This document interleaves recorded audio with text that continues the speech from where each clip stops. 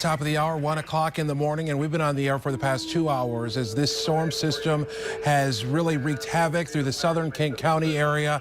It has caused some major issues in terms of power outages, damage to homes, and making some roads impassable because of downed trees and downed power lines. One such situation is at 54th and Clay. We're getting word of a business there that got some serious damage. These are pictures now from Zeeland Lumber. As you can see here, the storm obviously whipped up quite the commotion inside of their building. And we want to come down to Internet 3 here, where we have it pulled up.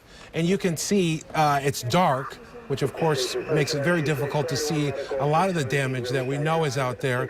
But you can see some of the damage here that caused by the winds that have blown through there. We do have someone who was in that vicinity who knows all about this building. Dale, as you see these pictures, thanks for joining us on the phone. Tell me what you see and what kind of damage has been caused here.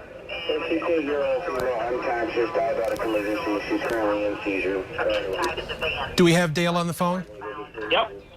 Dale, yeah, as you look at these pictures, what are we looking at here in terms of the damage to Zeeland Lumber?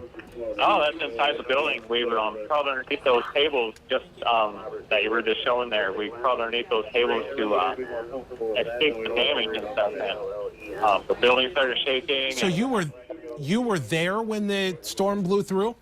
Yeah, we were right inside the building, and I was standing there talking to one of the guys I was working with. He said one of the walls blew out in the back of the building, and I was like, well, we started walking up towards the front just get out of the way of everything. And all of a sudden, everything just started flying, and debris started flying everywhere. The building started shaking. When people say it was like a freight train, it was louder than a freight train. Okay, what did it sound like as it rolled through there? Oh, it was unimaginable. It was so friggin' loud. It was just, everything was just cracking and crashing, and the wind was blowing. There was insulation in my face. I had it in my eyes. I had it in my hair. We were underneath the tables where we built the trusses at, and one of the beams came down on the tables next to us. That was the only safe place, and we were just standing there underneath those tables, which are probably about 8 inches high. All of a sudden, the water started flooding in, and everything went black, and it just rumbling and roaring, and yeah, there was beams inside the building, and everything just destroyed.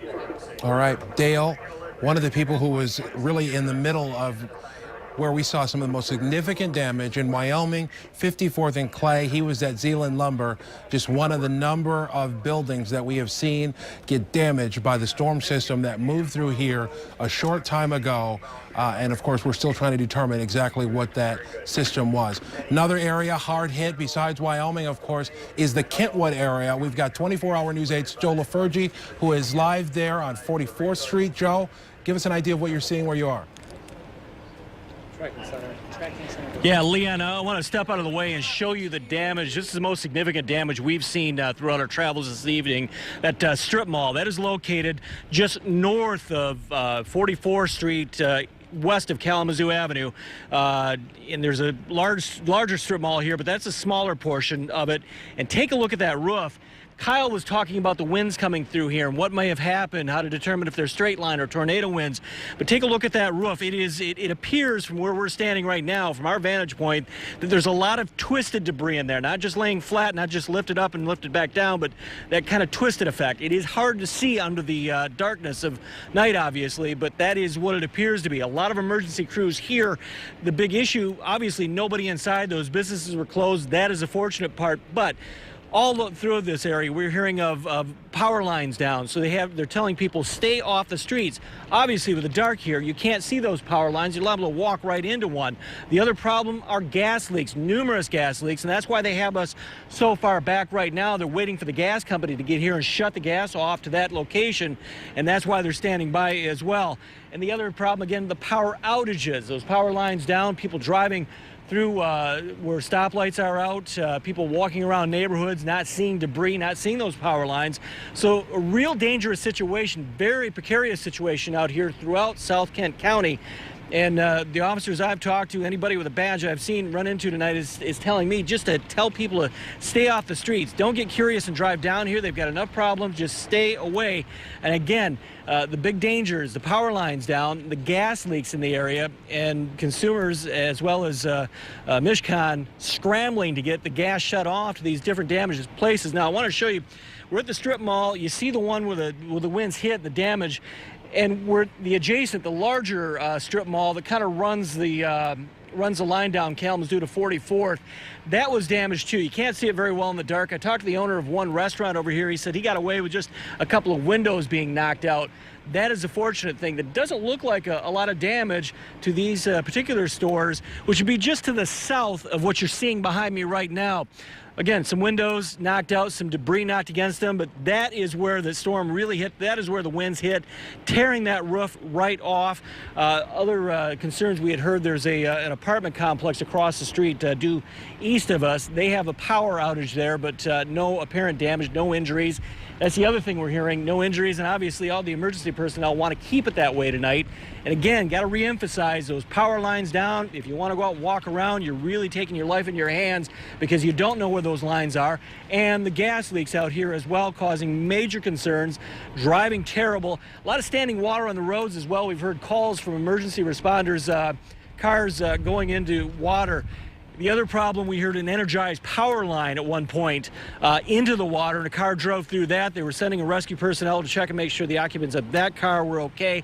So all these little dangers you don't think of, and this wind continues to pick up, so there's also a lot of blowing debris. I want to show you this police tape. When we pulled up to the scene here, we were told to stay behind the police tape. It was all the way up to the front of our car, and as soon as that wind picks up, it carries it several yards away. So that gives you an idea of the strength of the wind here as well. And we've also heard over the scanner just a few minutes ago, there's another front moving in, and it could bring some rain. So that's going to make the effort even tougher out here. But right now, again, they're working on making sure the gas is off and trying to stop any further collapse of that roof at the strip mall here, located just west of Kalamazoo Avenue, north of 44th Street. No injuries reported right now, but they've got quite a mess on their hands, as they do throughout the southern Kent County area. Leanne, we'll send it back to you. Now, Joe, we see some cars in that area. Any indication whether or not there were any people in that building when all this happened? It's a business. We're under the assumption, and the police are under the assumption, the lights were out, the doors were locked, that there were nobody in there. Obviously, they want to go in and check through there, make sure as well, and they've probably done that already because some of the crews have actually left, some of the emergency crews. It appears right now as they're pretty much on standby, waiting for that gas and power to be shut off and to make sure nobody else gets in there as well. But we're hearing no injuries right now. Okay, Joe LaFurgey live for us in Kentwood, one of our many crews that is out in the field working to assess the damage that we saw move through because of this storm. And here we are in the 24-hour tracking center where the warning first went out, and here we are to kind of wrap up our coverage. Thankfully, we're sort of in the clear at this point, but obviously a lot of concern about what we're going to see when the sun comes out here. Kyle. Right. A lot of cleanup. Still a lot of folks without power. Still dangerous out there because there are power lines dangling on streets and sidewalks. We know this. Consumers' energy is getting out there cleaning that up. But the best thing you could do is just stay inside and watch our coverage at this point until we got the benefit of the day of light of day coming up tomorrow. Here's an update with Storm Track Live. Yeah, the worst is definitely behind us, but we still have some rain coming our way here, especially for Kent County here. And some of these thunderstorms may strengthen a little bit. Storm Team 8 meteorologist Matt Kirkwood is joining us, and we're going to be monitoring this round the clock here overnight tonight, as well as getting a professional set of eyes on that storm damage so we can determine whether or not that was indeed a tornado or just straight line winds moving through Kentwood. Right now, the only severe thunderstorm warning is up for Clinton County, also Gratiot County under a severe thunderstorm warning. The green you see on your map, the green outlines are flash flood warnings that continue overnight. We've seen just torrential amounts of rain, as much as 4 to 6 inches of rain in a period of a couple of hours for northern Montcalm County. So I suspect when people get up tomorrow, we may see some washed out roads, especially dirt roads and culverts may be washed out. That could be a dangerous situation. Make sure you're driving slowly and carefully if you're on a rural road in Montcalm County tomorrow morning, because I believe that is a threat. Also, we're looking at that radar data. We've declared that it was either a severe microburst or a possible tornado that moved through Kentwood.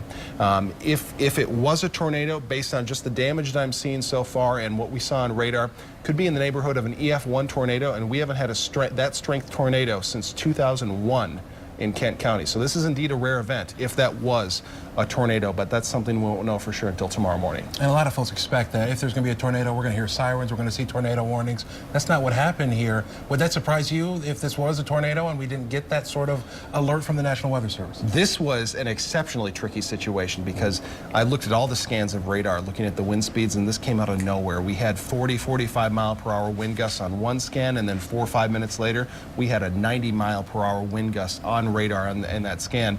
And so you wait until the next scan comes in, the National Weather Service puts out that severe thunderstorm warning, not recognizing the tornado threat there because that had already passed. And so this was almost a game where we were playing catch up the whole time, not only us, but the National Weather Service, because it hit so fast and it was literally impossible to predict. Right.